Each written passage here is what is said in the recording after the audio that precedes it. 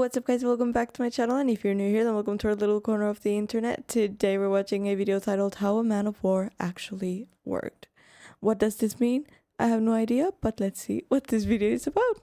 Late 18th century, the world's most powerful weapons weren't tanks or missiles. They were sailing warships. Floating fortresses armed with dozens of cannons, crewed by hundreds, and sent on voyages across oceans. But how did these massive wooden machines actually function? To understand how they worked, how they were built, and what life was like inside, we spent hundreds of hours rebuilding one ship of this era in 3D. I remember I just got a flashback from when I was at school and I went on a language trip to Sweden, Stockholm, and there was a museum where they had one of these huge ships. I think it was an ancient warship or something like that, and it was one of the coolest things. You could go like inside the different levels and all of that. If I remember correctly, you could go inside, or maybe you were able to like walk out on the outside. I don't remember. It was a long time ago. Or was this in Finland? No, I think it was in Stockholm, but still it was massive and so beautiful. I do remember that it had like a lot of details on the outside, and especially like in the front they had like a kind of like a dragon face thing. It was really, really cool. Piece by piece, inside and out. During the 18th century, the Royal Navy stood as the world's dominant naval force, operating sailing warships across a wide spectrum of sizes and roles. At the very top of this hierarchy were the ships of the line. They represented the biggest warships of the era, with the largest carrying over 100 guns on 3 continuous gun decks, and were crewed by hundreds of men, commonly used as flagships at the center of major naval fleets. At the opposite end of the spectrum were far smaller warships, such as cutters. These vessels were usually single-masted and lightly armed, often carrying no more than 10 guns. Designed for speed and agility, they were crewed by only a few dozen men and were commonly tasked with coastal patrols. Filling the gap between these extremes were sloops of war. These were fast, capable warships built large enough to operate independently over long distances. They were intended for patrol duties, convoy. Isn't that like a sailing boat? But with some extra pizzazz? Escort, and reconnaissance missions. Sloops of war struck a balance between speed, maneuverability, and firepower, carrying up to 18 guns and crews of more than 100 men. These vessels could be rigged with either 2 or 3 masts, and 3-masted versions were known as ship sloops. One of the best documented ship sloops of the 18th century is the Swan class of the Royal Navy, which we'll explore in detail. And also another question, when they have like those viewing points up on the poles, how do people get up there? Like, do they climb up, or how does that work? How does that? I should make merch that says how does that work, because I say it all the time. Using HMS Pegasus, launched in 1776 as a reference. To give you a basic idea of her size, the ship measured 45 meters in length, roughly the same as 4 city buses lined up end to end. From the keel to the tip of the tallest mast, it stood 35.6 meters high, with a beam of 8.2 meters at its widest point. She carried a total crew of 125 men, enough to operate the ship and manage the complex web of sails and rigging that kept her moving. Above deck, the ship carried a fully rigged sail plan with 3 masts, all square rigged. The vessel was arranged across multiple decks, from the open decks at the top used for sailing and combat, down through the crew quarters on the lower deck, and finally to the deep storage spaces of the hold, where the gunpowder magazine sat as the most isolated part of the ship. Also, this does definitely not look like they had enough space to have beds. Where did they sleep? Hold, where the gunpowder magazine sat as the most isolated part of the ship.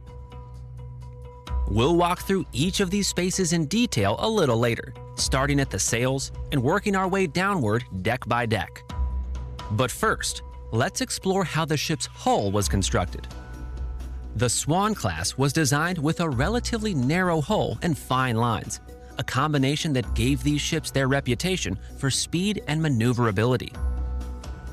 Construction followed the frame-first method, standard for the period, in which the internal framing, primarily made of oak, was erected first, with the external planking added afterward. The process began with the keel, laid down as the ship's backbone. From there, frames, the ship's ribs, were erected along the keel, defining the hull's shape and providing its primary structural strength. Deck beams were fitted across the frames to support the decks above, braced by hanging knees and vertical pillars to distribute loads throughout the hull. With the structure taking shape, mast steps were set above the keel, anchoring the bases of the three masts. This video is really cool, like the way it's made. And tying them directly into the strongest part of the ship. We also made a dedicated deep dive video focused entirely on hull construction, revealing details not shown in this video, available exclusively to our YouTube and Patreon members. Finally, from the late 18th century onward, many vessels of this type were fitted with copper sheathing below the waterline, a critical upgrade that protected the hull from marine growth, preserving both speed and durability over long voyages. Rising above the hull were the ship's That does not look very stable though. three masts, the foremast forward, the mainmast midship as the tallest, and the mizzenmast aft as the smallest. Each mast was built from stacked sections joined by mast caps, with platforms called tops mounted partway up the mast.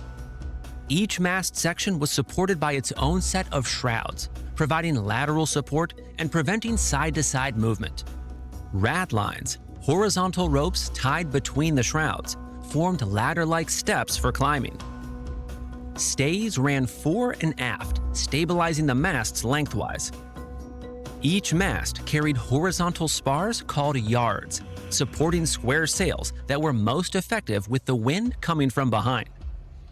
Some yards carried extendable spars used to carry studding sails, extra sails set in fair weather to increase the ship's sail area.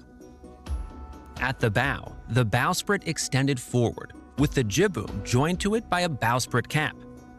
Together, they carried a jib sail and stay sails, fore and aft sails that improved the ship's efficiency by capturing wind from different angles. Aft, the mizzenmast carried a gaff, a spar supporting the spanker sail, which played a key role in steering and maneuvering. Together, the masts, sails, and rigging formed an integrated Who came up with this? That's wild. system, refined over centuries, allowing the ship to harness wind from multiple directions with remarkable efficiency. Now that we've seen the exterior, let's head to the inside, where you can see what life was really like on board. Starting at the very front of the ship sat the figurehead, a carved wooden decoration mounted at the bow, often tied to the ship's name or symbolic role. Just behind it were the seats of ease, a simple open-air toilet positioned at the bow. These served as the At the very front? primary toilets for the crew, though in rough seas, they were often unusable. Mounted along the ship's sides were What do you do then? 5 anchors, each serving a specific purpose. The bower anchors were the primary anchors. The sheet anchors were the largest and heaviest, reserved for emergencies or severe weather. The kedge anchor was the smallest, used for maneuvering the ship. Rising above the bow was the forecastle, the raised forward deck. This area served as a busy working platform, especially during anchoring operations and while handling sails. Heavy bits, thick timber posts, were installed I can't get over the toilets just being there up in the open. Why? Like while everyone was working around you, just sit there. I don't know if I could do that. I'm very shy about my toilet time. here to secure mooring lines. Along the edges were swivel guns, small cannons mounted on rotating stands that allowed a wide arc of fire. These were used at close range for anti-personnel defense, particularly against boarding parties and small boats. Also on the forecastle was the belfry and bell, used for timekeeping and issuing commands, along with the galley cowl, a vent that carried smoke and heat up from the galley stove below. At midship was the waist, an open section of deck between the raised ends. At the opposite end of the ship was the quarterdeck, a raised deck at the stern that functioned as the ship's command area. Like the forecastle, it was fitted with additional swivel guns for close-range defense. Dominating this space was the capstan, a powerful lifting mechanism made up of two vertically aligned and connected wooden drums, one on the deck and one below, rotating around a central axis. A rope was wrapped several turns around either drum, and long capstan bars were inserted into slots in the drumheads. Multiple crew members would walk in a circle, pushing the bars to rotate the drums and generate the force needed to raise anchors or haul heavy loads. A pawl system But why is the steering wheel at the back? prevented the capstan from spinning backward under load. Nearby stood the ship's wheel, used to steer the vessel. Turning the wheel rotated a drum wrapped with a single rope. Each end of that rope ran through pulleys and attached to either side of the tiller, a horizontal lever connected to the rudder. As the wheel turned, one side of the rope was pulled while the other was released, moving the tiller side to side and turning the rudder. At the stern, a large lantern provided night identification and signaling. The ship's name was typically painted here as a visual identifier. The stern was finished with decorative carving, including scrollwork and ornamental details characteristic of the period. Notably, Swan-class ship sloops carried more decorative detail than was typical for vessels of their size. And that craftsmanship is exactly what inspired us to create a poster inspired by this video. Grab yours through the link in the description. Every purchase directly supports the channel and the team behind it. We're also giving one away. For a chance to win one, like this video, subscribe, and comment below. What surprised you most about this ship? We'll announce the winner in the next video. And a quick shout out to our last giveaway winner. Congratulations! Below the forecastle and quarterdeck lay the upper deck, the ship's primary gun deck, running the full length of the vessel. Beneath the quarterdeck at the stern were the captain's quarters, consisting of 3 cabins. The largest, known as the Great Cabin, featured small windows, called lights, at the stern and along the sides.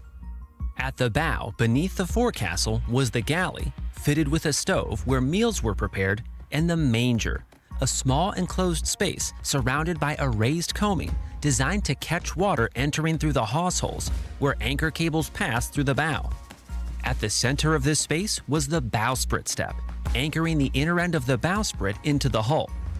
Lining this deck were 16 6-pound Why the holes though? Like why? Why does it have to catch the water if it's underneath? guns. The term 6-pounder refers to the weight of the solid iron shot each gun was designed to fire.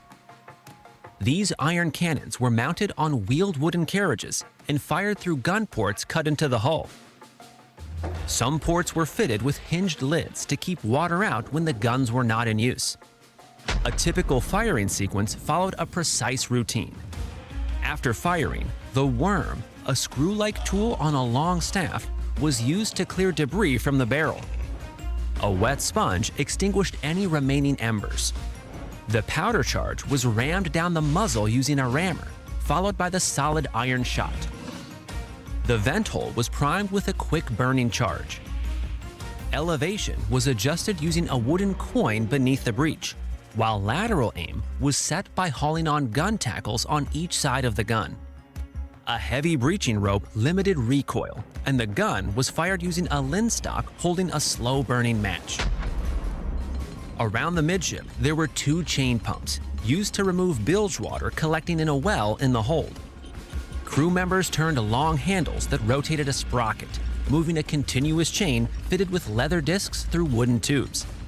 One tube carried the chain down, the other brought it up, and as the discs moved upward, I would love to see a person's reaction that has worked in a ship like this and doesn't know about, like, at in that time when these were like the most um advanced ships ever to have, like, I would love to see the reaction to nowadays precise missiles and everything that you can like shoot to the other side of the world and everything. Like, how would they react? That would be so crazy. Tube carried the chain down, the other brought it up, and as the discs moved upward, they lifted water to a cistern, from which it drained overboard through dales. 2 additional brake pumps handled smaller amounts of water. Gratings in the deck and in decks below allowed light and air to pass downward. These could also be removed to move supplies or equipment between levels. Below the upper deck was the lower deck, the ship's main accommodation level. Positioned at the waterline, it had no side openings and relied entirely on the gratings above for light and ventilation. More than 100 men lived here in extremely confined conditions. At the bow, this deck housed several storerooms essential to ship operations, including spaces assigned to the carpenter, gunner, and bosun, along with dedicated sail storage. These were followed by the carpenter's and bosun's cabins. Scuttles in the deck provided access to additional storage below. At midship was another sail storeroom fitted with louvers for ventilation, along with the upper well, which provided access to the well below. The surrounding open space was where the crew hung their hammocks for sleeping. Oh, Aft were the officers. oh, hammocks. That doesn't sound that uncomfortable. I mean, hammocks in the ocean. I kind of like that. Cabins, with a pantry positioned centrally and used as a daily food service locker. Moving into the belly of the ship was the hold, the primary storage space. A vessel like this could remain at sea for months, making it essential to carry large quantities of provisions, supplies, and ammunition. In the aft was the powder magazine, where gunpowder was stored. It was placed deep within the ship and isolated to reduce fire risk, separated by layered bulkheads and accessed through a series of doors acting as fire breaks. The floor was lined with lead to prevent sparks that could ignite the gunpowder. Adjacent to the powder magazine was the light room, a sealed anteroom separated by a glass window. This allowed a lantern to illuminate the magazine indirectly without any open flame entering the space. Nearby was the bread room, used to store biscuits and flour, accessed through the steward's room where provisions were distributed. In the same area were the captain's storeroom, 2 rooms for crew gear, and additional storage accessed through the floor. Midship was the largest space within the hold, containing several tons of stone or iron ballast used to lower the ship's center of gravity and improve stability. Stacked above the ballast were rows of wooden casks holding fresh water, salted meat, alcohol, and other provisions essential for the crew. In the same area, the well collected bilge water at the lowest point of the hull before being pumped out, with the shot locker positioned directly against it, storing cannon shot. Forward were 2 storage rooms for supplies and maintenance items, with additional storage space accessed through scuttles in the deck above. For centuries, the world's great navies were built from wood and driven by wind alone. Vast sailing warships ruled the seas, their power tied entirely to canvas and weather. That era began to change in the early 19th century with the arrival of steam power, a technological shift that would redefine naval warfare. By the late 1840s, more and more sailing warships were being built or retrofitted with screw propulsion, blending old traditions with new machinery. Over the decades that followed, steam engines grew more reliable, iron armor reshaped ship design, and But I mean, they were way prettier before, though, sails right? were slowly pushed aside. From this transition emerged a new kind of warship, the ironclad, a radical break from everything that came before. That evolution led directly to vessels like the USS Monitor, a ship that permanently changed naval warfare. To see how that transformation played out in detail, watch our full USS Monitor video available now. Thanks for watching. Stay curious. Well, that was Back when it. I first Oh, oh. Yes, I do watch Sims videos in my alone times. That was an interesting video. Um, I just I it's hard to imagine how people lived on boats like that for, I mean, 125 men on one boat with toilets at the front, guys. I don't know how I feel about that. Um, but I do feel like the design was prettier before than now. Obviously, it's more efficient now, so I guess it doesn't really matter, but just in my point of view. Either way, guys, thank you so much for joining me for this video. I really hope you liked it. Please leave a like, subscribe if you haven't yet, and I'll see you guys in the next video. Bye!